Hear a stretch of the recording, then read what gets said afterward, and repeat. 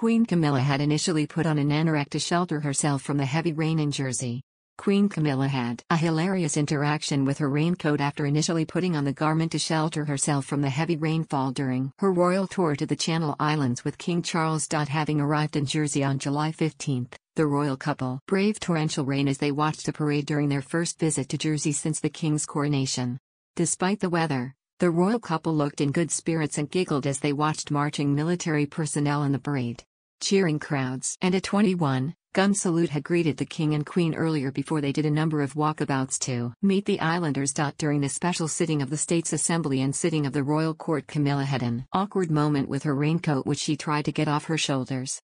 Instead of removing it, she threw it off her shoulders and it landed on her chair. Royal fans on social media have found the moment hilarious, with a clip circulating X with the caption "The Queen throws off her coat" accompanied by a laughing emoji. One fan exclaimed, "Only the Queen could fling her coat off like that and have it land perfectly in her seat." One fan commented on the circulating clip of the Queen, "That flip was epic," and Charles' face said, "Alright then, ill. Just look the other way." Another wrote, "She makes me laugh. She is so over the Queen protocol thing." QE2 would not be amused though. A fan wondered what the king would have thought of the movement. Casey looks sort of, "What on earth are you doing? It's very funny." Whereas one royal supporter could not stop watching the clip. They said, "I have watched this 10 times and it gets funnier every time." Earlier this week on Monday, the king and queen had a special sitting of the States Assembly, the local parliament, in St. Heliers Royal Square in Jersey. They then toured a special Jersey Expo at Weybridge Place where they learned about local producers, businesses and the island's journey to net zero. King Charles and Queen Camilla were presented with gifts including 7 Jersey cows and locally laid duck eggs.